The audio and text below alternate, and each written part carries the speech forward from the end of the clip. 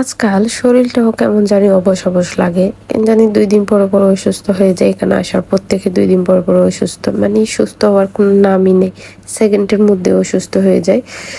কি করলাম এবং কেন অসুস্থ হলাম, কি হয়েছে সেটাই তোমাদের সাথে আজকে শেয়ার করব। সো হ্যালো এভরিওয়ান, আসসালামু আলাইকুম। আই হোপ সবাই খুব ভালো আছেন।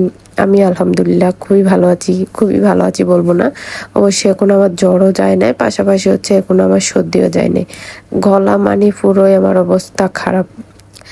কি বলবো আর, এত খারাপ অবস্থা আমি কখনোই হচ্ছে যে ফিল করিনি। আমার এত শরীর খারাপ কখনো হয়নি। ২ মাস আমার যে পরিমাণ শরীর খারাপ হচ্ছে, মানে এখনো আমি গলা দিয়ে ঠিকমতো কথা বের হতে পারতেছি না, খেতে পারতেছি না, এই হচ্ছে অবস্থা। সো ফাইনালি দেখো, এদিকে কথা বলতে বলতে আমি চলে আসলাম প্রায় ডাক্তারের কাছে। ৪-৫ দিন বিছানায় শুয়ে আছি, এজন্য শরীরটাও খুব ব্যথা করছিল। জ্বরও যাচ্ছে না, সর্দিও যাচ্ছে না, এন হচ্ছে মাথা ব্যথা আর শরীর ব্যথা। কি বলবো আর, এত ব্যথার জন্য আমি হচ্ছে শরীরে নাড়াইতে পারতেছি না, যার কারণে হচ্ছে আমার আর ডাক্তারের কাছে আসা হয় না। এদিকে ৩-৪ দিন পর আম্মু জোর করে হচ্ছে, আপু আম্মু সবাই মিলে জোর করে হচ্ছে ডাক্তারের কাছে পাঠাইলো। এদিকে আসার পরে হচ্ছে ডাক্তার বলতেছে আপনার তো প্রেশার একদমই কমে গেছে। দেন হচ্ছে আমার এমনভাবে মাথা ব্যথা করতেছে, আমি আর বিছানা থেকে উঠতে পারি না। যেখানে আমি শুই প্রেশারটা মাপার জন্য, চেক করার জন্য আর কি।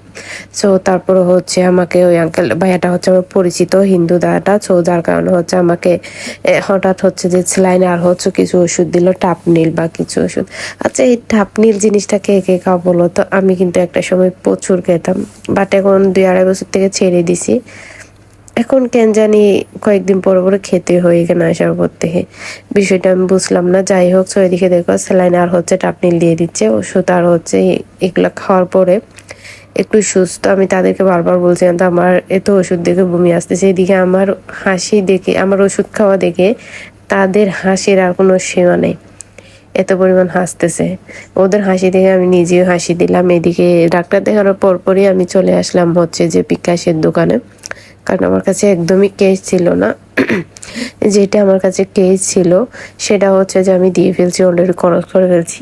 যার কারণে আমি এখান থেকে আসার পরে হচ্ছে আমি একটু স্বর্ণ দোকানে আসলাম এক দাদার সাথে কিছু লেনদেনের বিষয়ে কথা বলতে। তো এটা কথা বলার পরে পরে হচ্ছে যে আমি একটু হাঁটতেছিলাম, কারণ ৪-৫ দিন একটানা শুয়ে আছি বিদায় আমার শরীরটা মানে মনে করুন যে ব্যথার জন্য আমি নাড়তে পারতেছি না। এই যে দেখতে পাচ্ছ, এগুলার পরে হচ্ছে যে কি বলবো আর। যাই হোক, সবাই আমার জন্য একটু দোয়া করবা। হঠাৎই হচ্ছে জ্বর আর হচ্ছে সর্দি, সাথে হচ্ছে মাথা ব্যথা আর কি বলবো আর, এই হচ্ছে অবস্থা।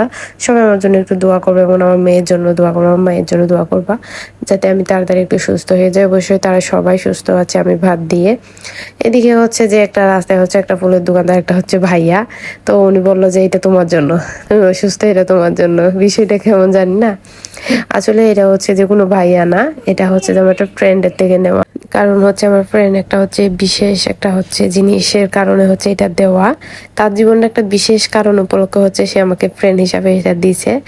একটা হচ্ছে যে নাস্তার একটা বক্স, পাশাপাশি হচ্ছে আপনার 2টা ফুল।